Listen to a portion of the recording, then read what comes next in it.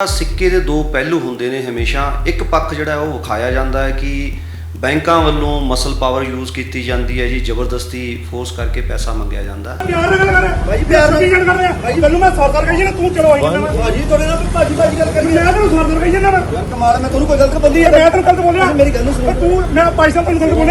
किन्ने तो किन्ने बजे तक तुसी किसी के घर जा सकते हो और एक प्रॉपर प्रोसीजर फॉलो किया जाता। कॉल की जाती है, कॉल करके अपॉइंटमेंट लीती जाती है, अपॉइंटमेंट लैके फिर उस बंदे को मिलिया जाता।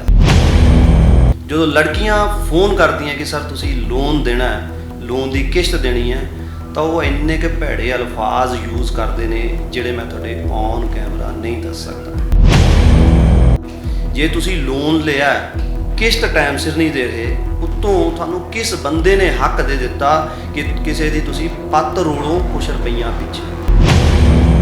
असी उन्होंने पूछा कि बेटा थोड़ा 5 महीने तो किश्तां नहीं दे रहा, तुसी भी कहा सीगा कि मैं वह लोन उतारांगा, तो कृपा करके की असी गल कर सकते हैं। उस शख्स ने सानू बैठने नहीं कहा, चाह नहीं पूछा, पानी नहीं पूछा, गालां कढ़नियां शुरू कर दी।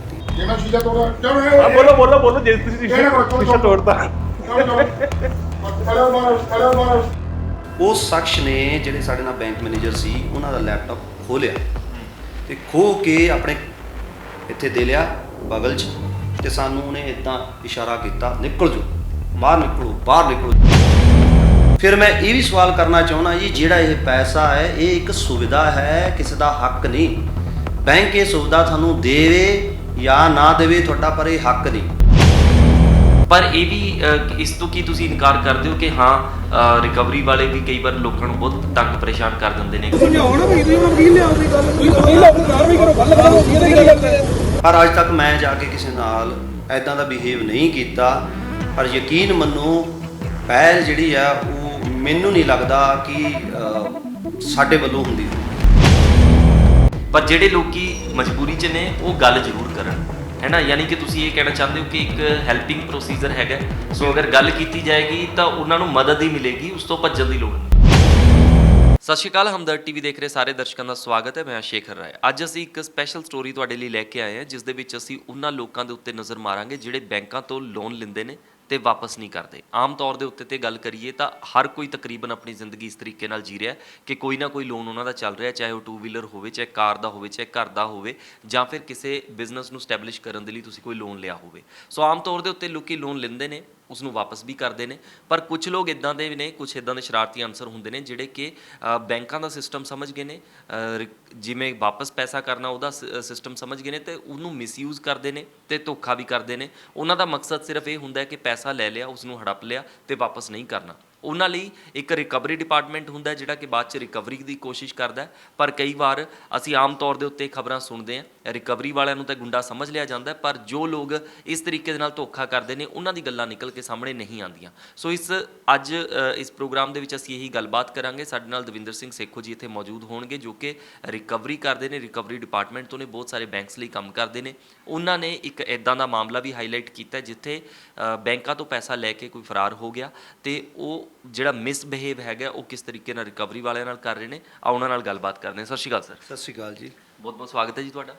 Thank you sir. ਸੋ ਜਿਹੜਾ ਇਹ ਸਿਸਟਮ ਹੈ, ਪਹਿਲੀ ਗੱਲ ਹੈ ਨਾ, ਆਮ ਤੌਰ ਦੇ ਉੱਤੇ ਧਾਰਨਾ ਹੈਗੀ ਹੈ, ਜਦੋਂ ਅਸੀਂ ਆਫ ਦਾ ਕੈਮਰਾ ਵੀ ਗੱਲ ਕਰ ਰਹੇ ਸੀਗੇ ਕਿ ਰਿਕਵਰੀ ਵਾਲਿਆਂ ਨੂੰ ਇਹੀ ਦੇਖਿਆ ਜਾਂਦਾ ਕਿ ਗੁੰਡਾਗਰਦੀ ਕਰਦੇ ਨੇ, ਉਹਨਾਂ ਤੋਂ ਲੋਕ ਡਰਦੇ ਵੀ ਨੇ, ਤੇ ਇਹ ਜਿਹੜਾ ਸਿਸਟਮ ਹੈ। ਬਟ ਅਸੀਂ ਇਹ ਵੀ ਦੇਖਦੇ ਕਿ ਕੁਝ ਲੋਕ ਜਿਹੜੇ ਇਸ ਡਰ ਦੇ ਨਾਲ ਪੈਸਾ ਵਾਪਸ ਵੀ ਕਰ ਦਿੰਦੇ, ਪਰ ਕੁਝ ਲੋਕ ਧੋਖਾ ਵੀ ਕਰਦੇ ਆ। ਤਾਂ ਤੁਸੀਂ ਕਿੱਦਾਂ ਦੀਆਂ ਪ੍ਰੋਬਲਮਸ ਜਿਹੜੀਆਂ ਫੇਸ ਕਰ ਰਹੇ ਹੋ, ਜਿਨ੍ਹਾਂ ਨੂੰ ਦੱਸਣਾ ਚਾਹੁੰਦੇ ਹੋ? मैं हमदर्द टीवी के दर्शकों को दसना चाहूँगा कि पंजे उंगलों एको बराबर नहीं होंदियां। और दूसरी गल जिहड़ा सिक्के के दो पहलू होंदे ने हमेशा। एक पक्ष जिहड़ा वो विखाया जाता है कि बैंकों वालों मसल पावर यूज़ की जाती है जी, जबरदस्ती फोर्स करके पैसा मंगया जाता। ये टोटली सच नहीं है। अधूरा सच जिहड़ा है ना वो झूठ नालों भी बड़ा खतरनाक हुंदा है जी। मैं थानू जिहड़ी साडे नाल रीसेंट घटना हुई है उहदे बारे मैं तुहाडे दर्शकों को जरूर दसना चाहांगा भी जो होया। पहली गल तो यह है जी, जदों बैंक्स या NBFC रिकवरी लई केस दिंदे ने रिकवरी एजेंसी नूं, तां वो ऑथराइज़ करते हैं। ऑथराइज़ करते हैं तो उहदे लई DRA पास होना जरूरी है। ये RBI वालों एक पेपर लिया जाता है ਜਿਹਦੇ ਵਿੱਚ ਟ੍ਰੇਨਿੰਗ ਹੁੰਦੀ ਹੈ। ਟ੍ਰੇਨਿੰਗ ਦੇ ਵਿੱਚ ਉਹਨਾਂ ਨੂੰ ਨੋਰਮਸ ਸਿਖਾਈਆਂ ਜਾਂਦੀਆਂ ਤੇ ਕਿੰਨੇ ਤੋਂ ਕਿੰਨੇ ਵਜੇ ਤੱਕ ਤੁਸੀਂ ਕਿਸੇ ਦੇ ਘਰ ਜਾ ਸਕਦੇ ਹੋ, ਔਰ ਇੱਕ ਪ੍ਰੋਪਰ ਪ੍ਰੋਸੀਜਰ ਫੋਲੋ ਕੀਤਾ ਜਾਂਦਾ।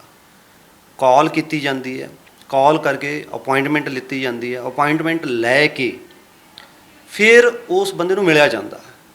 ਜਿਹੜੀ ਚੀਜ਼ ਲੋਕਾਂ ਨੂੰ ਨਹੀਂ ਸਾਹਮਣੇ ਆਉਂਦੀ ਉਹਦੇ ਬਾਰੇ ਮੈਂ ਇਹ ਦੱਸਣਾ ਚਾਹੂੰਗਾ।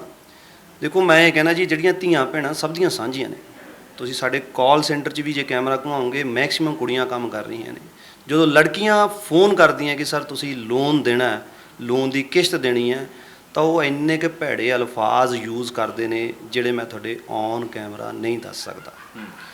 ਮੈਂ ਉਹਨਾਂ ਲੋਕਾਂ ਨੂੰ ਸਵਾਲ ਕਰਨਾ ਚਾਹੁੰਦਾ ਕਿ ਤੁਹਾਡੇ ਘਰੇ ਕੀ ਭੈਣਾਂ ਧੀਆਂ ਨਹੀਂ ਹੈਗੀਆਂ ਜੀ?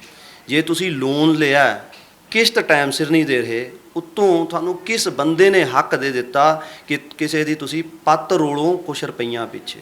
ਜਿਹੜੀ ਲੜਕੀ ਇੱਥੇ ਕੰਮ ਕਰਦੀ ਹੈ, ਕਿਸੇ ਵੀ ਸੈਂਟਰ 'ਚ ਕੰਮ ਕਰਦੀ ਹੈ, ਉਹਦੀ ਤਨਖਾਹ ਕਿੰਨੀ ਹੋਊਗੀ? 10,000, 15,000, 20,000 ਜੀ। ਪਰ ਇਹਦਾ ਤੁਹਾਨੂੰ ਕੋਈ ਰਾਈਟ ਨਹੀਂ ਮਿਲ ਜਾਂਦਾ ਹੈਗਾ ਕਿ ਤੁਸੀਂ ਕਿਸੇ ਦੀ ਪੱਤ ਰੋਲ ਦਿਓ।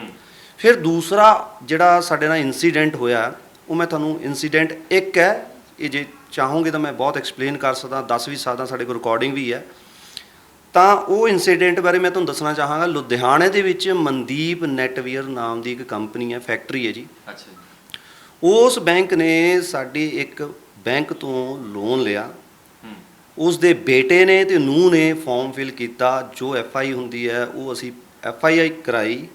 ਵੈਰੀਫਿਕੇਸ਼ਨ ਤੋਂ ਬਾਅਦ ਉਹਦੀਆਂ ਰਿਟਰਨਾਂ ਦੇਖੀਆਂ ਗਈਆਂ। ਰਿਟਰਨਾਂ ਦੇਖਣ ਤੋਂ ਬਾਅਦ ਉਹਨੇ 25 ਲੱਖ ਦਾ ਲੋਨ ਡਿਮਾਂਡ ਕੀਤਾ ਆਪਣੇ ਬਿਜ਼ਨਸ ਨੂੰ ਰਨ ਕਰਨ ਲਈ। ਬੈਂਕ ਨੇ ਉਹਨਾਂ ਨੂੰ 20 ਲੱਖ ਰੁਪਇਆ ਸੈਂਕਸ਼ਨ ਕਰਤਾ। ਠੀਕ ਹੈ। 20 ਲੱਖ ਜਦੋਂ ਸੈਂਕਸ਼ਨ ਹੋ ਗਿਆ, ਇੱਕ ਕਿਸ਼ਤ ਪੇ ਕੀਤੀ ਤੇ ਅਗਲੀ ਕਿਸ਼ਤ ਨਹੀਂ ਦਿੱਤੀ। ਜਦੋਂ ਸਾਡੇ ਬੈਂਕ ਵਾਲਿਆਂ ਨੇ ਉਹਨੂੰ ਅਪਰੋਚ ਕੀਤਾ ਤਾਂ ਪਤਾ ਲੱਗਿਆ ਜੀ, ਉਹ ਜਿਹੜੇ ਉੱਥੇ ਸ਼ਖਸ ਮਿਲੇ ਕਿ ਉਹ ਉਹਨਾਂ ਦੇ ਪਿਤਾ ਜੀ ਨੇ, ਬਲਦੇਵ ਸਿੰਘ। ਅੱਛਾ। ਇਹ ਸੁੰਦਰ ਨਗਰ ਥਾਣਾ ਲੁਧਿਆਣੇ 'ਚ ਪੈਂਦਾ ਜੀ। ਐਗਜ਼ੈਕਟ ਐਡਰੈਸ ਮੈਂ ਤੁਹਾਨੂੰ ਦੇ ਦਾਂਗਾ। ਤਾਂ ਉਹਨਾਂ ਨੇ ਸਾਨੂੰ ਦੱਸਿਆ ਕਿ ਉਹਨਾਂ ਦਾ ਬੇਟਾ ਕਿਸੇ ਕੰਮ ਕਾਜ ਦੀ ਵਜ੍ਹਾ ਦੇ ਨਾਲ ਲੁਧਿਆਣੇ ਗਿਆ, ਕਦੇ ਬੰਗਲੌਰ ਗਿਆ। 4 ਮਹੀਨੇ 5 ਮਹੀਨੇ ਉਹਨਾਂ ਨੇ ਸੇਮ ਇਸੇ ਤਰ੍ਹਾਂ ਕੱਢ ਦਿੱਤੇ। ਸਾਨੂੰ ਇੱਕ ਕਿਸ਼ਤ ਨਹੀਂ ਤੋਂ ਬਾਅਦ ਕੋਈ ਕਿਸ਼ਤ ਦਿੱਤੀ ਨਹੀਂ। ਫਿਰ ਅਸੀਂ ਜਦੋਂ ਦੁਬਾਰਾ ਉਹਨਾਂ ਨਾਲ ਅਪਰੋਚ ਕੀਤਾ, ਜਦੋਂ ਸਾਡੇ ਕੋਲ ਕੇਸ ਆਇਆ ਕਿ ਅਸੀਂ ਤੁਹਾਨੂੰ ਮਿਲਣਾ ਚਾਹੁੰਦੇ ਹਾਂ, ਤਾਂ ਉਹਨਾਂ ਨੇ ਬੁਲਾ ਲਿਆ ਕਿ ਠੀਕ ਹੈ ਤੁਸੀਂ ਆ ਜਾਓ। ਜਦੋਂ ਅਸੀਂ ਗਏ ਤਾਂ ਉਹਨਾਂ ਨੇ ਕਿਹਾ ਕਿ ਸਾਡਾ ਮੁੰਡਾ ਨਲਾਇਕ ਹੈ, ਉਹਦਾ ਜਿਹੜਾ ਲੋਨ ਹੈ ਉਹ ਮੈਂ ਉਤਾਰਾਂਗਾ ਜੀ, ਉਹ ਤਾਂ ਇੱਥੇ ਹੁਣ ਹੈ ਨਹੀਂ, ਅਤੇ ਨੈਕਸਟ ਟਾਈਮ ਦੇਵਾਂਗਾ। ਨੈਕਸਟ ਟਾਈਮ ਦਾ ਮਤਲਬ ਇਹ ਆ, ਅਸੀਂ 2 ਦਿਨ ਪਹਿਲਾਂ ਜਦੋਂ ਹੁਣ ਉਹਨਾਂ ਕੋਲ ਲੁਧਿਆਣੇ ਗਏ, ਸਾਡੇ ਬੈਂਕ ਵਾਲੇ ਮੈਨੇਜਰ ਵੀ ਨਾਲ ਸੀ, ਤਾਂ ਅਸੀਂ ਵੈਰੀਫਾਈ ਕੀਤਾ ਕਿ ਅਸੀਂ ਸਹੀ ਐਡਰੈਸ 'ਤੇ ਆਏ ਹਾਂ। ਜਿਹੜਾ ਬੰਦਾ ਸ਼ਖਸ ਉਸ ਫੈਕਟਰੀ ਦੇ ਅੰਦਰ ਬੈਠਾ ਸੀ, ਅਸੀਂ ਪੁੱਛਿਆ ਜੀ ਇਹ ਕੀ ਕਿਹਨਾਂ ਦਾ ਇਹ ਆਫਿਸ ਹੈ? ਉਹਨਾਂ ਨੇ ਦੱਸਿਆ ਕਿ ਮੇਰਾ ਬੇਟਾ ਹੈ ਇੱਥੇ ਅਤੇ ਮੈਂ ਉਹਦਾ ਫਾਦਰ ਹਾਂ। ਅਸੀਂ ਉਹਨਾਂ ਨੂੰ ਪੁੱਛਿਆ ਕਿ ਬੇਟਾ ਤੁਹਾਡਾ 5 ਮਹੀਨੇ ਤੋਂ ਕਿਸ਼ਤਾਂ ਨਹੀਂ ਦੇ ਰਿਹਾ, ਤੁਸੀਂ ਵੀ ਕਿਹਾ ਸੀਗਾ ਕਿ ਮੈਂ ਉਹਦਾ ਲੋਨ ਉਤਾਰਾਂਗਾ ਅਤੇ ਕਿਰਪਾ ਕਰਕੇ ਕੀ ਅਸੀਂ ਗੱਲ ਕਰ ਸਕਦੇ ਹਾਂ? ਉਸ ਸ਼ਖਸ ਨੇ ਸਾਨੂੰ ਬੈਠਣ ਲਈ ਨਹੀਂ ਕਿਹਾ, ਚਾਹ ਨਹੀਂ ਪੁੱਛਿਆ, ਪਾਣੀ ਨਹੀਂ ਪੁੱਛਿਆ, ਗਾਲਾਂ ਕੱਢਣੀਆਂ ਸ਼ੁਰੂ ਕਰ ਦਿੱਤੀਆਂ। ਅੱਛਾ। ਜਿਸ ਦੀ ਸਾਡੇ ਕੋਲ ਰਿਕਾਰਡਿੰਗ ਵੀ ਹੈ। ਜੇ ਮੈਂ ਸ਼ੀਸ਼ਾ ਤੋੜਾ, ਬੋਲੋ ਬੋਲੋ ਬੋਲੋ, ਜੇ ਤੁਸੀਂ ਸ਼ੀਸ਼ਾ ਤੋੜਤਾ, ਆਜੋ ਆਜੋ ਆਜੋ। ਜੇ ਮੈਂ ਸ਼ੀਸ਼ਾ ਤੋੜਤਾ, ਕੀ ਕਿਹਾ ਤੁਸੀਂ?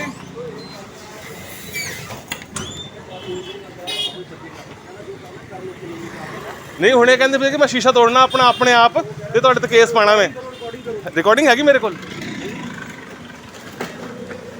ਫੈਕਟਰੀ ਦਾ ਨਾਮ ਕੀ ਹੈ ਜੀ? ਮਨਦੀਪ ਨਿਟਵਰਲਡ ਹੈ ਜੀ।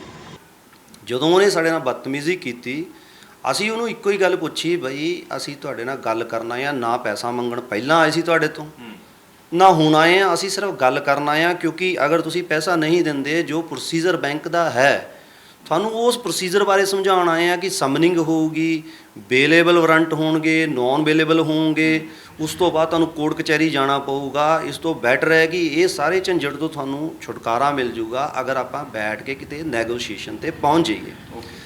ਨੈਗੋਸ਼ੀਏਸ਼ਨ ਦੇ ਵਿੱਚ ਕੀ ਹੁੰਦਾ ਹੈ ਕਿ ਬੈਂਕ ਨੇ ਜਿੰਨਾ ਪੈਸਾ ਲੈਣਾ ਹੁੰਦਾ ਹੈ ਉਹ 20% ਤੋਂ ਲੈ ਕੇ 30% ਜਾਂ according to case to case, ਔਰ ਅਕੋਰਡਿੰਗ ਟੂ ਉਹਨੇ ਕਿਸ਼ਤਾਂ ਕਿੰਨੀਆਂ ਵਾਪਸ ਕੀਤੀਆਂ ਹੋਈਆਂ ਨੇ ਜਾਂ ਲੋਨ ਕਿਹੜਾ, ਉਹਦੇ ਅਕੋਰਡਿੰਗਲੀ ਉਹ ਜਿਹੜਾ ਹੈ ਪੈਸਾ ਵੇਵ ਆਫ ਹੋ ਜਾਂਦਾ। ਤਾਂ ਅਸੀਂ ਸਿਰਫ ਤੁਹਾਡੇ ਨਾਲ ਗੱਲ ਕਰਨਾ ਹੈ, ਕਿਰਪਾ ਕਰਕੇ ਸਾਡੀ ਤੁਸੀਂ ਗੱਲ ਸੁਣੋ, ਗੱਲ ਚੰਗੀ ਲੱਗੀ ਮੰਨ ਲਿਓ, ਨਹੀਂ ਤਾਂ ਅਸੀਂ ਚਲੇ ਜਾਵਾਂਗੇ। ਉਸ ਸ਼ਖਸ ਨੇ ਜਿਹੜੇ ਸਾਡੇ ਨਾਲ ਬੈਂਕ ਮੈਨੇਜਰ ਸੀ, ਉਹਨਾਂ ਦਾ ਲੈਪਟਾਪ ਖੋਹ ਲਿਆ ਅਤੇ ਖੋਹ ਕੇ ਆਪਣੇ ਇੱਥੇ ਦੇ ਲਿਆ ਬਗਲ 'ਚ, ਤੇ ਸਾਨੂੰ ਉਹਨੇ ਇਦਾਂ ਇਸ਼ਾਰਾ ਕੀਤਾ, ਨਿਕਲ ਜਾਓ, ਬਾਹਰ ਨਿਕਲੋ, ਬਾਹਰ ਨਿਕਲੋ। ਜਦੋਂ ਉਹਨੇ ਬਾਰ-ਬਾਰ ਕੀਤਾ, ਸਾਨੂੰ ਫਿਰ ਉੱਥੇ ਮਹਿਸੂਸ ਹੋਇਆ ਕਿ ਨਹੀਂ, ਇਹ ਗਲਤ ਹੋ ਰਿਹਾ, ਸਾਡੀ ਇਹ ਸੈਲਫ ਰਿਸਪੈਕਟ ਨੂੰ ਹਿੱਟ ਕਰ ਰਿਹਾ। ਉਸ ਥਾਂ 'ਤੇ ਸਾਨੂੰ ਲੱਗਿਆ ਕਿ ਇਹ ਬੰਦਾ ਸਾਡੇ ਲਈ ਨਿਊਸੈਂਸ ਕ੍ਰੀਏਟ ਕਰ ਸਕਦਾ, ਤੇ ਅਸੀਂ ਉੱਥੇ ਵਾਜਿਬ ਸਮਝਿਆ ਕਿ 100 ਨੰਬਰ 'ਤੇ ਕਾਲ ਕੀਤੀ ਜਾਵੇ। 100 ਨੰਬਰ ਵਾਲਿਆਂ ਨੇ ਸਾਨੂੰ 112 ਨੰਬਰ ਦੱਸਿਆ। 112 ਨੰਬਰ ਵਾਲਿਆਂ ਨੇ ਦੱਸਿਆ ਕਿ PCR ਜਾਂ ਕੋਈ ਵੀ IO ਜਿਹੜਾ ਆ ਉਹ ਮੌਕੇ 'ਤੇ ਪਹੁੰਚ ਜੂ। ਜਦੋਂ ਉਹ ਮੌਕੇ 'ਤੇ IO ਪਹੁੰਚਿਆ, ਉਸ ਤੋਂ ਪਹਿਲਾਂ ਮੈਂ ਵਾਕਆਊਟ ਕਰਕੇ ਬਾਹਰ ਆ ਗਿਆ ਸੀ ਕਿ ਮੈਂ ਪੁਲਿਸ ਦਾ ਇੰਤਜ਼ਾਰ ਕਰਾਂ। ਮੈਨੂੰ ਇਹ ਡਰ ਸੀ ਕਿ ਉਸ ਬੰਦੇ ਨੇ ਬੈਠੇ ਬੈਠੇ ਸਾਡੇ 20 ਤੋਂ 25 ਕਾਲ ਕਰਤੀਆਂ, ਜਿਹਦੇ ਵਿੱਚ ਉਹ ਆਪਣੇ ਜਾਣਕਾਰਾਂ ਨੂੰ ਇਹ ਦੱਸ ਰਿਹਾ ਸੀ ਕਿ ਸਾਨੂੰ ਬੈਂਕ ਵਾਲੇ ਮੈਨੂੰ ਮਾਰ ਰਹੇ ਨੇ, ਮੈਨੂੰ ਕੁੱਟ ਰਹੇ ਨੇ, ਮੇਰੇ ਨਾਲ ਬਦਤਮੀਜ਼ੀ ਕਰ ਰਹੇ ਨੇ। ਔਰ ਉੱਥੇ CCTV ਕੈਮਰਾ ਵੀ ਲੱਗਾ ਹੋਇਆ ਸੀ ਉਹਦੇ। ਤੇ ਮੈਂ ਆਪਣੇ ਨਾਲ ਦੇ ਕੁਲੀਗ ਨੂੰ ਕਿਹਾ ਵੀ ਤੂੰ ਵੀ ਰਿਕਾਰਡਿੰਗ ਸ਼ੁਰੂ ਕਰ ਦੇ, ਕੱਲ੍ਹ ਨੂੰ ਇਹ ਸਾਡੇ 'ਤੇ ਪੁੱਠਾ ਕੇਸ ਪਾਉਣਗੇ। ਜਦੋਂ ਪੁਲਿਸ ਆਉਂਦੀ ਹੈ, ਪੁਲਿਸ ਦੇ ਵਿੱਚ ਉੱਥੇ ਅਸੀਂ ਦੇਖਿਆ 20-22 ਬੰਦੇ ਇਕੱਠੇ ਹੋ ਗਏ। ਉਹਨਾਂ 'ਚੋਂ ਇੱਕ ਬੰਦਾ ਜਿਹੜਾ ਬਾਅਦ 'ਚੋਂ ਪਤਾ ਲੱਗਿਆ ਕਿ ਉਹਨਾਂ ਦਾ ਭਰਾ ਸੀ ਜੀ, ਉਹਨੇ ਆ ਕੇ ਮੈਨੂੰ ਧਮਕਾਉਣਾ ਸ਼ੁਰੂ ਕਰ ਦਿੱਤਾ ਕਿ ਤੂੰ ਡੋਲੇ ਇਸ ਕਰਕੇ ਬਣਾਏ ਆ, ਸਿਹਤ ਇਸ ਕਰਕੇ ਬਣਾਈ ਆ, ਤੁਸੀਂ ਲੋਕਾਂ ਨੂੰ ਡਰਾਉਂਦੇ ਹੋ। ਦੇਖੋ, ਸਿਹਤ ਬਖਸ਼ੀ ਮਾਲਕ ਨੇ, ਜਿਮ 'ਚ ਅਸੀਂ ਮਿਹਨਤ ਕਰਨ ਜਾਂਦੇ ਹਾਂ, ਜੇ ਮੈਨੂੰ ਸਿਹਤ ਰੱਬ ਨੇ ਦਿੱਤੀ ਆ, ਜੇ ਮੇਰੇ ਡੋਲੇ ਦਿਖਦੇ ਆ, ਇਹਦੇ 'ਚ ਬੁਰਾਈ ਤਾਂ ਨਹੀਂ ਕੋਈ ਜੀ। ਜਿਮ ਜਾਣਾ ਮਾੜੀ ਗੱਲ ਨਹੀਂ, ਚੰਗੀਆਂ ਆਦਤਾਂ ਨੇ ਜੀ। ਮੈਂ ਨਾ ਸ਼ਰਾਬ ਪੀਂਦਾ, ਨਾ ਮੀਟ ਖਾਂਦਾ, ਨਾ ਮੇਰੇ ਕੋਲ ਕੋਈ ਹੋਰ ਐਬ ਆ, ਪਰ ਮੈਨੂੰ ਇੱਕ ਸ਼ੌਂਕ ਹੈ, ਮੈਂ ਜਿਮ ਜਾਂਦਾ ਜੀ। ਤੇ ਮਹਾਰਾਜ ਦੀ ਕਿਰਪਾ ਨਾਲ ਗੁਰਦੁਆਰਾ ਸਾਹਿਬ ਮੱਥਾ ਟੇਕਣ ਜਾਈਦਾ। ਕੋਸ਼ਿਸ਼ ਹੈ ਸਿਹਤ ਲਈਏ, ਚੰਗੀਆਂ ਗੱਲਾਂ ਸਿੱਖੀਏ, ਚੰਗੀ ਗੱਲ ਸਪਰੈਡ ਕਰੀਏ। ਉਸ 'ਤੇ ਪੁਲਿਸ ਸਾਨੂੰ ਥਾਣੇ ਲੈ ਗਈ। ਥਾਣੇ ਲਿਜਾ ਕੇ ਸਾਨੂੰ ਉੱਥੇ ਰਿਪੋਰਟ ਅਸੀਂ ਦਿੱਤੀ ਹੈ, ਪਰ ਜਿਹੜਾ ਕਨਕਲੂਜਨ ਨਿਕਲਿਆ ਜਦੋਂ ਅਸੀਂ ਇਨਵੈਸਟੀਗੇਟ ਕੀਤਾ ਤਾਂ ਸਾਨੂੰ ਪਤਾ ਲੱਗਿਆ ਕਿ ਜਿਹੜਾ ਮਨਦੀਪ ਦਾ ਫਾਦਰ ਹੈ, ਚਾਹੇ ਲੋਨ ਮਨਦੀਪ ਤੇ ਉਹਦੀ ਨੂੰਹ ਨੇ ਲਿਆ, ਜਿਹੜੀ ਆਰਗੇਨਾਈਜੇਸ਼ਨ ਹੈ ਮਨਦੀਪ ਨੈਟਵੀਅਰ, ਉਹਦਾ ਫਾਦਰ ਰਨ ਕਰ ਰਿਹਾ। ਅੱਛਾ, ਜਿੱਥੇ ਲੋਨ ਲਿਆ ਕੰਮ ਚੱਲ ਰਿਹਾ, ਮਾਲ ਭਰਿਆ ਹੋਇਆ, ਬਿਜ਼ਨਸ ਰਨ ਕਰ ਰਹੇ ਹੋ, ਕਰੰਟ ਅਕਾਊਂਟ ਜਿਹੜੇ ਆ ਉਹ ਚੱਲ ਰਿਹਾ, ਪੈਸਾ ਆ ਰਿਹਾ ਜਾ ਰਿਹਾ। ਪਰ ਜੇ ਅਸੀਂ ਲੋਨ ਦਿੱਤਾ, ਅਸੀਂ ਮੰਗਣ ਚਲੇ ਗਏ ਤਾਂ ਉਹਨਾਂ ਕੋਲ ਕੋਰਾ ਰਟਾਇਆ ਆਨਸਰ ਸੀ, ਕਿਉਂਕਿ ਉਹ ਸੇਮ ਚੀਜ਼ ਯੈਸ ਬੈਂਕ ਦੇ ਨਾਲ ਵੀ ਕਰ ਚੁੱਕੇ ਸੀ। ਉਹਨਾਂ ਨੇ ਤਕਰੀਬਨ ਮਾਰਕੀਟ ਦੇ ਵਿੱਚੋਂ 4-5 ਬੈਂਕਾਂ ਤੋਂ 20 ਲੱਖ ਰੁਪਇਆ ਇਕੱਠਾ ਕੀਤਾ, ਆਪਣੇ ਲੜਕੇ ਨੂੰ ਦੜਾ ਦਿੱਤਾ। ਇਨਵੈਸਟੀਗੇਟ ਕਰਨ 'ਤੇ ਪਤਾ ਇਹ ਵੀ ਚੱਲਿਆ ਕਿ ਉਹਦੀ ਬੇਟੀ SBI ਦੇ ਵਿੱਚ ਪਠਾਨਕੋਟ ਦੇ ਵਿੱਚ ਜੌਬ ਕਰਦੀ ਹੈ। ਉਹ ਕਹਿੰਦੇ ਸਾਨੂੰ ਪਤਾ ਅਨਸਿਕਿਉਰਡ ਲੋਨ ਦਾ ਕੁਝ ਨਹੀਂ ਹੋ ਸਕਦਾ, ਤੁਸੀਂ ਸਾਡੇ ਤੋਂ ਪੈਸੇ ਨਹੀਂ ਲੈ ਸਕਦੇ, ਜੋ ਕਾਰਵਾਈ ਕਰ ਸਕਦੇ ਹੋ ਉਹ ਕਰ ਲਓ। ਮੇਰੀ ਬਸ ਇੱਕੋ ਜਿਹੜੀ ਮਨ ਦੀ ਇਹ ਸੀ, ਵਲਵਲਾ ਸੀ ਕਿ ਦੁਨੀਆ ਦੇ ਵਿੱਚ ਅਸੀਂ ਨਿਘਾਰ ਵੱਲ ਜਾਂਦੇ ਜਾ ਰਹੇ ਹਾਂ, ਸਾਡਾ ਜਿਹੜਾ ਨੈਤਿਕਤਾ ਦਾ ਪੱਧਰ ਆ ਉਹ ਡਿੱਗਦਾ ਜਾ ਰਿਹਾ। ਮੈਂ ਤਾਂ ਬਾਣੀ 'ਚ ਇਹ ਸੁਣਿਆ, ਹੱਕ ਪਰਾਇਆ ਨਾਨਕਾ, ਉਸ ਸੂਅਰ ਉਸ ਗਾਏ। ਜਿਹੜਾ ਪਰਾਇਆ ਹੱਕ ਖਾਣਾ ਆ ਉਹ ਕਿਸੇ ਵਾਸਤੇ ਸੂਰ ਖਾਣ ਵਾਸਤੇ ਹੈ, ਤੇ ਮੇਰੇ ਵਰਗੇ ਵਾਸਤੇ ਗਾਂ ਖਾਣ ਦੇ ਬਰਾਬਰ ਹੈ। ਸਾਡੀ ਇੰਟੈਂਸ਼ਨ ਇੰਨੀ ਮਾੜੀ ਹੋ ਗਈ। ਰਿਕਵਰੀ ਦਾ ਮਸਲਾ ਨਹੀਂ ਹੈ ਜੀ, ਉਹ ਪੈਸੇ ਨਹੀਂ ਦਿੰਦੇ, ਕੋਈ ਨਹੀਂ, ਅੱਜ ਨਹੀਂ ਕੱਲ੍ਹ ਉਹ ਜੋ ਲੀਗਲ ਕਾਰਵਾਈ ਆ ਉਹ ਹੁੰਦੀ ਰਹੇਗੀ।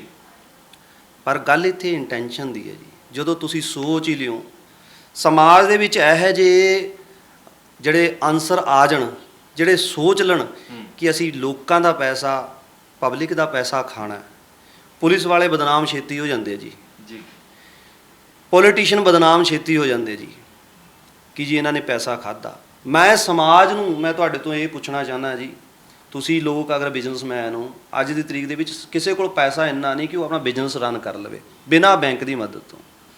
ਕੀ ਤੁਹਾਨੂੰ ਇਹ ਲੱਗਦਾ ਹੈ ਕਿ 2-4 ਬੰਦੇ 6 ਬੰਦੇ ਬੈਂਕਾਂ ਤੋਂ ਤਰੀਕੇ ਨਾਲ ਪੈਸੇ ਲੈਣ ਤੇ ਉਹ ਵਾਪਸ ਨਾ ਕਰਨ, ਤੇ ਸਾਰਿਆਂ ਲਈ ਇਹ ਪ੍ਰੋਬਲਮ ਹੈ ਜਾਂ ਨਹੀਂ? ਫਿਰ ਮੈਂ ਇਹ ਵੀ ਸਵਾਲ ਕਰਨਾ ਚਾਹੁੰਦਾ ਜੀ, ਜਿਹੜਾ ਇਹ ਪੈਸਾ ਹੈ ਇਹ ਇੱਕ ਸੁਵਿਧਾ ਹੈ, ਕਿਸੇ ਦਾ ਹੱਕ ਨਹੀਂ। ਬੈਂਕ ਇਹ ਸੁਵਿਧਾ ਤੁਹਾਨੂੰ ਦੇਵੇ ਜਾਂ ਨਾ ਦੇਵੇ ਤੁਹਾਡਾ, ਪਰ ਇਹ ਹੱਕ ਨਹੀਂ। ਤੁਸੀਂ ਕੁਆਲੀਫਾਈ ਕਰਦੇ ਹੋ, ਤੁਹਾਨੂੰ ਸੁਵਿਧਾ ਮਿਲ ਜਾਏਗੀ, ਤੁਸੀਂ ਕੁਆਲੀਫਾਈ ਨਹੀਂ ਕਰਦੇ, ਡਿਸਕੁਆਲੀਫਾਈ ਹੋ ਜਾਓਗੇ ਜੀ। ਪਰ ਇਹ ਤੁਸੀਂ ਦੂਸਰਿਆਂ ਲਈ ਆਬਸਟਾਈਕਲਸ ਖੜੀਆਂ ਕਰ ਰਹੇ ਹੋ।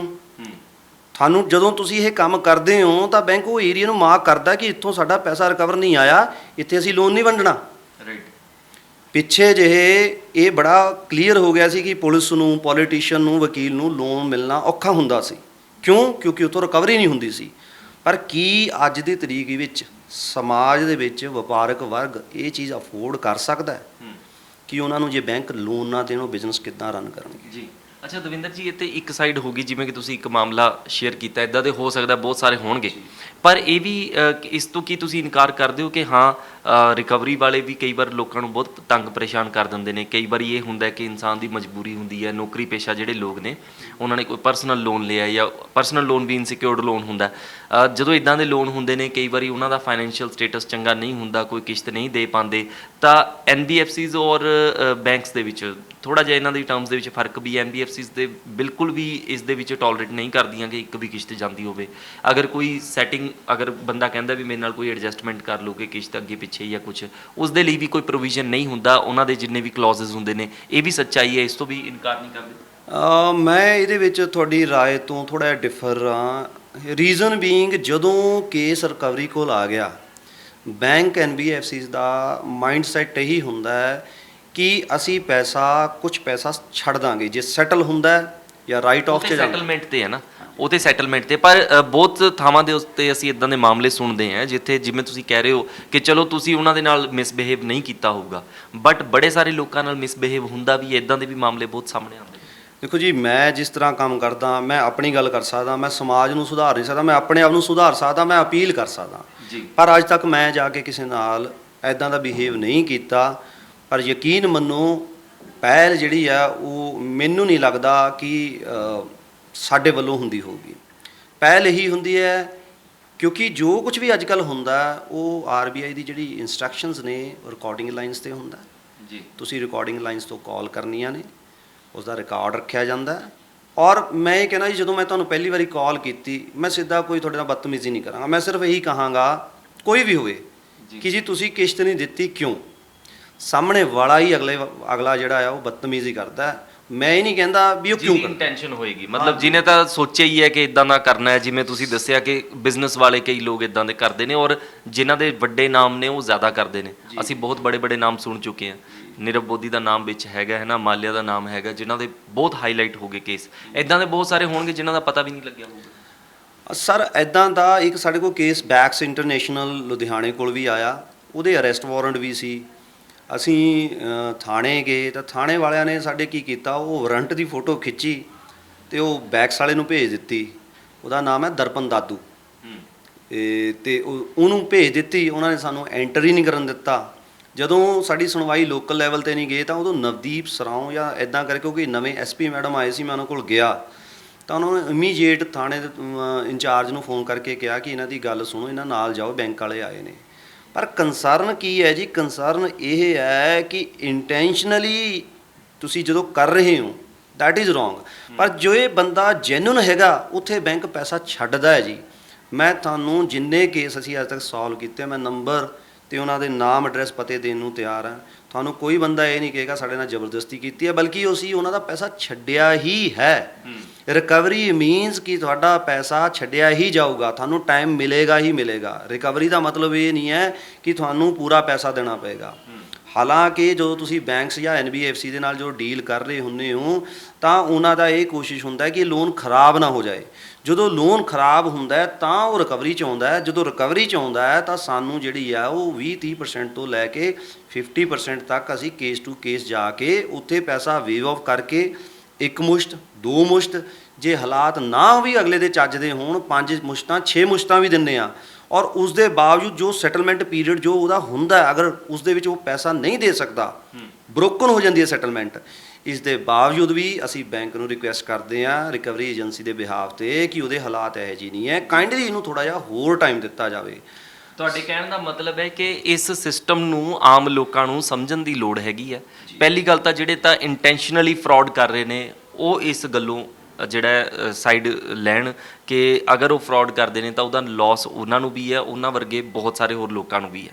ਪਰ ਜਿਹੜੇ ਲੋਕੀ ਮਜਬੂਰੀ 'ਚ ਨੇ ਉਹ ਗੱਲ ਜ਼ਰੂਰ ਕਰਨ, ਹੈ ਨਾ। ਯਾਨੀ ਕਿ ਤੁਸੀਂ ਇਹ ਕਹਿਣਾ ਚਾਹੁੰਦੇ ਹੋ ਕਿ ਇੱਕ ਹੈਲਪਿੰਗ ਪ੍ਰੋਸੀਜਰ ਹੈਗਾ, ਸੋ ਅਗਰ ਗੱਲ ਕੀਤੀ ਜਾਏਗੀ ਤਾਂ ਉਹਨਾਂ ਨੂੰ ਮਦਦ ਹੀ ਮਿਲੇਗੀ, ਉਸ ਤੋਂ ਭੱਜਣ ਦੀ ਲੋੜ ਨਹੀਂ। ਮੈਂ ਦੇਖੋ, ਛੋਟਾ ਮੂੰਹ ਵੱਡੀ ਗੱਲ, ਦੇਖੋ ਹੁਣ ਆ ਯੂਕਰੇਨ ਤੇ ਰਸ਼ੀਆ ਦੀ ਵਾਰ ਹੋ ਰਹੀ ਹੈ ਜੀ।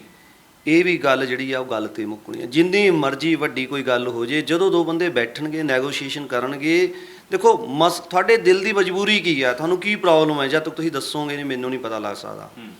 ਜਾਂ ਤਾਂ ਮੇਰਾ ਤਪ ਵਾਲਾ ਇੰਨਾ ਹੋਵੇ ਮੈਂ ਤੁਹਾਡੀਆਂ ਮਨ ਦੀਆਂ ਪੜ੍ਹ ਸਕਾਂ। ਜੋ ਤੁਸੀਂ ਮੈਨੂੰ ਦੱਸੋਗੇ ਵੀ ਆਹ ਪ੍ਰੋਬਲਮ ਹੈ, ਰਿਕਵਰੀ ਵਾਲੇ ਨੂੰ ਦੱਸੋਗੇ ਆਹ ਪ੍ਰੋਬਲਮ ਹੈ, ਰਿਕਵਰੀ ਵਾਲਾ ਹਮੇਸ਼ਾ ਤੁਹਾਡੀ ਹੈਲਪ ਕਰੇਗਾ। ਰਿਕਵਰੀ ਵਾਲਾ ਤੁਹਾਨੂੰ ਇਹ ਕਦੇ ਵੀ ਨਹੀਂ ਕਹੇਗਾ ਕਿ ਇੰਨੇ ਪੈਸੇ ਦੇ ਹੀ ਦੇ। ਤੋ ਮੇਰਾ ਇੱਕ ਰਿਕੁਐਸਟ ਹੈ ਲੋਕਾਂ ਨੂੰ ਕਿ ਜਦੋਂ ਰਿਕਵਰੀ ਵਾਲਾ ਆ ਜਾਂਦਾ ਹੈ, ਉਹ ਵੀ ਕਿਸੇ ਦੇ ਧੀ ਪੁੱਤ ਨੇ, ਉਹ ਵੀ ਕਿਸੇ ਥਾਂ ਤੋਂ ਰਿਸਪੈਕਟੇਬਲ ਸਟੱਡੀ ਕਰਕੇ ਪੇਪਰ ਪਾਸ ਕਰਕੇ ਆਏ ਨੇ, ਉਹਨਾਂ ਨੂੰ ਇੱਕੋ ਇਹ ਨਾ ਦੇਖਿਆ ਜਾਵੇ ਕਿ ਇਹ ਮਸਲ ਪਾਵਰ ਯੂਜ਼ ਕਰਦੇ ਨੇ ਜਾਂ ਇਹ ਲੋਕ ਚੰਗੇ ਨਹੀਂ ਹੈ। ਸਮਾਜ ਦਾ ਹੀ ਵਰਗ ਨੇ, ਕੋਈ ਬੰਦਾ ਆਰਮੀ 'ਚ ਨਹੀਂ ਫਿੱਟ ਹੋਇਆ, ਕੋਈ ਮਿਲਟਰੀ 'ਚ ਨਹੀਂ ਹੋਇਆ, ਕੋਈ ਡਾਕਟਰ ਨਹੀਂ ਬਣਿਆ, ਤਾਂ ਕਿਸਮਤ ਉਹਨੂੰ ਇੱਧਰ ਲੈ ਆਈ, ਰੋਜੀ ਰੋਟੀ ਇੱਧਰ ਲੈ ਆਈ, ਤੋ ਇਹ ਕੰਮ ਕਰਨ ਲੱਗ ਗਿਆ।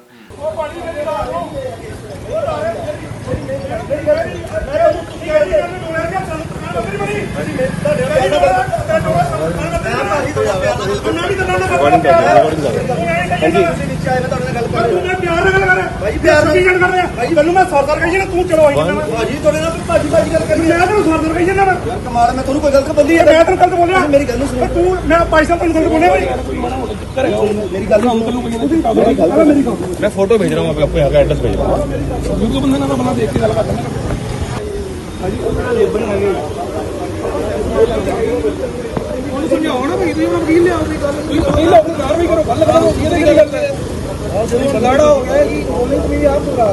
ਤਾਂ ਮੇਰਾ ਕਹਿਣ ਦਾ ਜਿਹੜਾ ਰਿਕੁਐਸਟ ਜੋ ਮੈਂ ਤੁਹਾਡੇ ਮਾਧਿਅਮ ਦੇ ਥਰੂ ਕਰਨਾ ਚਾਹੁੰਦਾ, ਉਹ ਇਹ ਕਰਨਾ ਚਾਹੁੰਦਾ ਕਿ ਜਦੋਂ ਜਿਹੜਾ ਬੰਦਾ ਗਲਤ ਹੈ, ਮੈਂ ਤੁਹਾਨੂੰ ਇਹੀ ਕਹਿਣਾ ਚਾਹਾਂਗਾ ਜੀ, ਜਿਹੜਾ ਗਲਤ ਹੈ ਸਮਾਜ ਨੂੰ ਮੇਰੀ ਰਿਕੁਐਸਟ ਹੈ, ਟੋਲੇ ਬਣਾ ਕੇ ਨਾਲ ਨਾ ਤੁਰ ਪਿਆ ਕਰੋ। ਹੁਣ ਜਿਹੜੇ ਕੇਸ 'ਤੇ ਅਸੀਂ ਜਾ ਕੇ ਆਏ ਹਾਂ, 25 ਬੰਦੇ ਉੱਥੋਂ ਤੁਰ ਪਏ। ਬਾਈ ਮੈਂ ਤੁਹਾਨੂੰ ਇੱਕੋ ਗੱਲ ਪੁੱਛਣਾ ਚਾਹੁੰਦਾ, ਜਦੋਂ ਤੁਸੀਂ ਕਿਸੇ ਨੂੰ ਪੈਸਾ ਉਧਾਰ ਦਿੰਦੇ ਹੋ, ਅਗਲਾ ਤੁਹਾਡਾ ਪੈਸਾ ਨਾ ਦੇਵੇ ਤਾਂ ਤੁਹਾਡੇ ਲਈ ਠੀਕ ਹੈ? ਉਹ ਬਿਜ਼ਨਸ ਕਰਨ ਵਾਲਾ ਅਗਰ ਕਿਸੇ ਨੂੰ ਉਧਾਰ ਦੇ ਦਿੰਦਾ, ਜੇ ਉਹਦਾ ਪੈਸਾ ਨਾ ਦੇਵੇ, ਕੋਈ ਇਸੇ ਤਰ੍ਹਾਂ ਟੋਲੇ ਬਣਾ ਕੇ ਗਰੁੱਪਿਜ਼ਮ ਕਰ ਲੈਣ, ਤੇ ਠੀਕ ਹੈ ਇਹ ਗੱਲ? ਦੇਖੋ ਗਲਤ ਹੈ। ਮੈਂ ਨਹੀਂ ਕਹਿੰਦਾ ਤੁਸੀਂ ਸਾਡੇ ਰਲ ਕੇ ਪੈਸੇ ਦਿਵਾਓ, ਪਰ ਮੈਂ ਕਹਿੰਦਾ ਸੱਚ ਤੇ ਹੱਕ ਦੀ ਆਵਾਜ਼ ਤਾਂ ਉਠਾਓ। ਬੰਦੇ ਨੂੰ ਇਹ ਤਾਂ ਕਹਿ ਸਕਦੇ ਹੋ ਤੁਸੀਂ ਵੀ ਜੇ ਤੇਰਾ ਬੇਟਾ ਬਾਹਰ ਚਲਾ ਗਿਆ, ਉਹ ਸਾਨੂੰ ਕਹੇ ਭਾਈ ਸਾਹਿਬ ਚਾਹ ਪੀ ਲਓ, ਬੈਠ ਜਾਓ, ਮੇਰਾ ਬੇਟਾ ਬਾਹਰ ਚਲਾ ਗਿਆ, ਵੀ ਮੇਰੇ ਕੋਲੇ ਪੈਸੇ ਦੇਣ ਦੀ ਉਹ ਤਾਕਤ ਨਹੀਂ ਹੈ, ਫਿਰ ਜੋ ਲੀਗਲ ਪ੍ਰੋਸੀਜਰ ਹੋਏਗਾ ਅਸੀਂ ਉਹਨੂੰ ਫੋਲੋ ਕਰਾਂਗੇ। ਪਰ ਸਾਡੇ ਆਇਆਂ ਦੀ ਬੇਇੱਜ਼ਤੀ ਨਾ ਕਰੋ। ਸਾਡਾ ਪੰਜਾਬ ਦਾ ਟ੍ਰੈਂਡ ਇਹੋ ਜਿਹਾ ਨਹੀਂ ਕਿ ਲੋਕ ਆਏ ਗਏ। ਇੱਥੇ ਤਾਂ ਇਹੋ ਜਿਹਾ ਸਾਡਾ ਟ੍ਰੈਂਡ ਸੀ, ਲੋਕ ਕਿਤੇ ਚਲੇ ਜਾਂਦੇ ਰੋਟੀ ਪਾਣੀ ਖਵਾ ਦਿੰਦੇ ਸੀ, ਚਾਹ ਪਿਲਾਉਂਦੇ ਆ। ਸਾਡੇ ਤਾਂ ਟ੍ਰੈਂਡ ਹੈ ਛਬੀਲਾਂ ਲੱਗਦੀਆਂ ਨੇ, ਸਾਡੇ ਟ੍ਰੈਂਡ ਹੈ ਲੰਗਰ ਚੱਲਦੇ ਨੇ, ਪਰ ਸਾਡੇ ਇਹ ਟ੍ਰੈਂਡ ਨਹੀਂ ਘਰੇ ਆਏ ਅਗਲੇ ਨੇ ਜੁੱਤੀਆਂ ਮਾਰੋ। ਕਿਉਂ? ਕਿਉਂਕਿ ਬੰਦਾ ਤੁਹਾਨੂੰ ਸਿਰਫ ਰੀਕਾਲ ਕਰਾਉਣ ਆਇਆ, ਤੁਹਾਡੇ ਤੋਂ ਜ਼ਬਰਦਸਤੀ ਪੈਸੇ ਨਹੀਂ ਲੈਣ ਆਇਆ। ਮੇਰੀ ਰਿਕੁਐਸਟ ਇੱਥੇ ਇਹ ਗੱਲ ਸਮਝਣ ਦੀ ਲੋੜ ਹੈ। ਦੂਜੀ ਗੱਲ ਖਾਸ ਤੌਰ ਦੇ ਉੱਤੇ ਜਿਹੜੀ ਤੁਸੀਂ ਕੀਤੀ ਕਿ ਬੈਂਕਸ ਜਿਹੜੇ ਨੇ ਉਹ ਫਿਰ ਉਹ ਏਰੀਆ ਹੀ ਬਲੈਕ ਲਿਸਟ ਕਰ ਦਿੰਦੇ ਨੇ, ਜਿਹੜੇ ਜ਼ਰੂਰਤਮੰਦ ਹੋਣਗੇ, ਜਿਹੜੇ ਜੈਨੂਨ ਵੀ ਹੋਣਗੇ, ਉਹਨਾਂ ਨੂੰ ਵੀ ਦਿੱਕਤ ਆਏਗੀ। ਜੀ ਬਿਲਕੁਲ ਜੀ, ਕਿਉਂਕਿ ਦੇਖੋ ਜਿਹੜਾ ਬੈਂਕ ਕੋਲ ਪੈਸਾ ਹੁੰਦਾ, ਬੈਂਕ ਮੇਜਰ ਪੈਸਾ ਡਿਪੋਜ਼ਿਟਸ ਤੇ ਲੈਂਡਿੰਗ ਤੋਂ ਕਮਾਉਂਦਾ। ਬੈਂਕ ਕੋਲੇ ਚਾਹੇ ਤੁਸੀਂ ਹੋ ਜਾਂ ਮੈਂ ਆ, ਜੇ ਮੇਰੇ ਕੋਲ ਸਰਪਲਸ ਮਨੀ ਹੈ, ਮੈਂ ਆਪਣਾ ਬੈਂਕ ਨੂੰ ਪੈਸਾ ਡਿਪੋਜ਼ਿਟ ਕਰਨ ਨੂੰ ਕਹੂੰਗਾ ਕਿ ਜੀ ਮੈਨੂੰ ਵਿਆਜ ਦੇ ਦਿਓ। ਦੂਸਰੇ ਉਹ ਲੋਕ ਹੁੰਦੇ ਨੇ ਜਿਹੜੇ ਬੈਂਕ ਨਹੀਂ ਆਪਣਾ ਖੜਾ ਕਰ ਸਕਦੇ, ਉਹ ਬੈਂਕ ਦੇ ਸ਼ੇਅਰ ਖਰੀਦਦੇ ਨੇ, ਉਹ ਪਾਰਟਨਰ ਬਣ ਜਾਂਦੇ ਨੇ। ਤੀਸਰਾ RBI ਦਾ ਰੋਲ ਆਉਂਦਾ ਜੀ, ਜਦੋਂ ਸਾਡੇ ਕੋਲ ਬੈਂਕ ਕੋਲ ਪੈਸਾ ਨਹੀਂ ਹੁੰਦਾ ਤਾਂ RBI ਇੱਧਰੋਂ ਉੱਧਰੋਂ ਜੋ ਪੈਸਾ ਡਿਪੋਜ਼ਿਟ ਤੋਂ ਇਕੱਠਾ ਕੀਤਾ ਹੁੰਦਾ ਜਾਂ ਸਕੀਮਾਂ ਤੋਂ ਇਕੱਠਾ ਕੀਤਾ ਹੁੰਦਾ, ਉਹ ਸਾਨੂੰ ਦਿੰਦੇ ਆ ਕਿ ਲੈਂਡ ਕਰ ਦਿਓ। ਜੇ ਮੈਂ ਇੱਕ ਐਗਜ਼ਾਮਪਲ ਨਾਲ ਕਹਿਣਾ, ਛੋਟੀ ਜਿਹੀ ਐਗਜ਼ਾਮਪਲ ਨਾਲ, 100 ਰੁਪਈਆ ਬੈਂਕ ਨੇ RBI ਤੋਂ ਲਿਆ, ਔਰ ਉਹ 100 ਰੁਪਈਏ ਦੇ ਵਿੱਚੋਂ 70 ਰੁਪਈਏ ਬੈਂਕ ਨੇ ਇੱਕ ਏਰੀਏ 'ਚ ਵੰਡ ਦਿੱਤੇ। 70 ਰੁਪਈਏ ਦੇ ਵਿੱਚੋਂ 35 ਰੁਪਈਏ ਅਗਰ ਡਿਫਾਲਟ ਹੋ ਜਾਣ ਤਾਂ ਤੁਹਾਡਾ ਕੈਪੀਟਲ 50% ਲਾਸ ਹੈ। ਮੇਰੇ ਜਿਹੜੇ ਆ ਦਰਸ਼ਕ ਤੁਹਾਡੇ TV ਤੇ ਦੇਖ ਰਹੇ ਆ, ਮੈਂ ਸਿਰਫ ਉਹਨਾਂ ਨੂੰ ਦੱਸਣਾ ਚਾਹੁੰਦਾ ਕਿ ਜਿਹੜਾ ਘਾਣ ਹੈ ਜਾਂ ਲੁੱਟ ਹੈ, ਉਹ ਕੱਲੀ ਪੋਲੀਟੀਸ਼ੀਅਨ ਜਾਂ ਪੁਲਿਸ ਨਹੀਂ ਕਰਦੀ। ਮੇਰੇ ਦੋਸਤੋ, ਜਿਹੜਾ ਮਾੜਾ ਅਨਸਰ ਹੈ ਨਾ, ਉਹਨੂੰ ਪਛਾਣੋ। ਇਹ ਲੁੱਟ ਇਹੋ ਜਿਹੀ ਹੈ ਜਿਹੜੀ ਲੋਕਾਂ ਦੇ ਸਾਹਮਣੇ ਨਹੀਂ ਆ ਰਹੀ।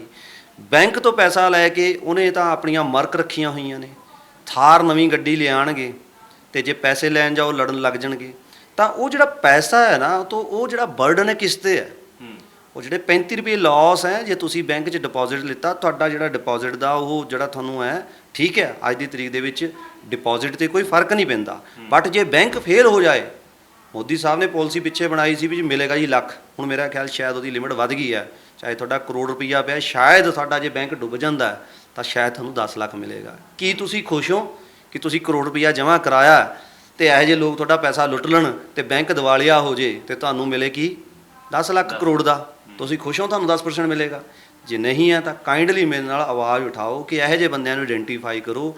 ਔਰ ਮੈਂ ਚਾਹੁੰਦਾ ਵੀ ਤੁਹਾਡਾ ਚੈਨਲ ਉਹਨਾਂ ਕੋਲ ਵੀ ਜਾਵੇ, ਉਹਨਾਂ ਨੂੰ ਵੀ ਐਕਸਪੋਜ਼ ਕੀਤਾ ਜਾਏ ਜਿਹੜੇ ਇਹੋ ਜਿਹੇ ਬੰਦੇ ਕੰਮ ਕਰਦੇ ਨੇ। ਇੰਟੈਂਸ਼ਨਲੀ। ਰਾਈਟ। ਮੇਰੀ ਇਹ ਤੁਹਾਨੂੰ ਇੱਕ ਰਿਕੁਐਸਟ ਹੈ ਹੰਬਲ। ਮਿਹਰਬਾਨੀ ਸਾਡੇ ਨਾਲ ਗੱਲ ਕਰਨ ਲਈ। ਔਰ ਮੇਰੇ ਖਿਆਲ ਨਾਲ ਕਾਫੀ ਚੀਜ਼ਾਂ ਜਿਹੜੀਆਂ ਨੇ ਉਹ ਕਲੀਅਰ ਵੀ ਹੋਈਆਂ ਹੋਣਗੀਆਂ ਦਰਸ਼ਕਾਂ ਨੂੰ। ਕੁੱਲ ਮਿਲਾ ਕੇ ਗੱਲ ਇਹ ਹੈ ਕਿ ਫਾਈਨੈਂਸ਼ੀਅਲ ਜਿਹੜਾ ਸਰਕਲ ਹੈਗਾ ਉਹ ਸਹੀ ਤਰੀਕੇ ਨਾਲ ਅਗਰ ਚੱਲਦਾ ਰਹਿੰਦਾ ਹੈ ਤਾਂ ਦੇਸ਼ ਤਰੱਕੀ ਵੀ ਕਰਦਾ ਔਰ ਲੋੜਵੰਦਾਂ ਦੀਆਂ ਜ਼ਰੂਰਤਾਂ ਪੂਰੀਆਂ ਵੀ ਹੁੰਦੀਆਂ ਨੇ। ਸੋ ਇੱਥੇ ਜ਼ਰੂਰੀ ਹੈ ਕਿ ਅਗਰ ਤੁਹਾਨੂੰ ਦਿੱਕਤ ਲੱਗਦੀ ਹੈ ਤਾਂ ਤੁਸੀਂ ਗੱਲਬਾਤ ਕਰੋ ਬੈਂਕ ਦੇ ਨਾਲ, ਜਾਂ ਫਿਰ ਜੋ ਰਿਕਵਰੀ ਦੇ ਲਈ ਆਏ ਨੇ ਤੁਹਾਡੇ ਕੋਲ ਉਹਨਾਂ ਨਾਲ ਗੱਲਬਾਤ ਕਰੋ, ਆਪਣੀ ਪ੍ਰੋਬਲਮ ਨੂੰ ਰੱਖੋ। ਔਰ ਜੇ ਤੁਸੀਂ ਇੰਟੈਂਸ਼ਨਲੀ ਇਦਾਂ ਦਾ ਕਰਦੇ ਹੋ ਤਾਂ ਤੁਹਾਨੂੰ ਚੁਕੰਨੇ ਹੋਣ ਦੀ ਲੋੜ ਹੈ। ਆਪਣੀ ਇਸ ਆਦਤ ਨੂੰ ਛੱਡੋ ਔਰ ਸਹੀ ਤਰੀਕੇ ਦੇ ਨਾਲ ਚੱਲੋ, ਕਿਉਂਕਿ ਇੱਕ ਰਿਕਾਰਡ ਚੰਗਾ ਹੋਣਾ ਇਨਸਾਨ ਦਾ ਉਹ ਵੀ ਬਹੁਤ ਜ਼ਰੂਰੀ ਹੁੰਦਾ ਹੈ। ਜ਼ਿੰਦਗੀ ਬੜੀ ਲੰਬੀ ਹੁੰਦੀ ਹੈ, ਅੱਜ ਦੀ ਲੋੜ ਪੂਰੀ ਕਰ ਲੋਗੇ ਪਰ ਆਉਣ ਵਾਲੇ ਸਮੇਂ ਦੇ ਵਿੱਚ ਅਗਰ ਲੋੜ ਪਏਗੀ ਤਾਂ ਦੇਖੋਗੇ ਕਿ ਹੁਣ ਕਿਹੜਾ ਰਾਹ ਅਪਣਾਈਏ। ਸੋ ਇੱਕ ਚੰਗੀ ਉਮੀਦ ਦੇ ਨਾਲ ਇੱਥੇ ਤੁਹਾਡੇ ਤੋਂ ਇਜਾਜ਼ਤ ਲੈਂਦੇ ਹਾਂ। ਤੁਸੀਂ ਦੇਖਦੇ ਰਹੋ ਹਮਦਰਦ ਟੀਵੀ। ਸਾਨੂੰ ਦਿਓ ਇਜਾਜ਼ਤ। ਸਤਿ ਸ਼੍ਰੀ ਅਕਾਲ।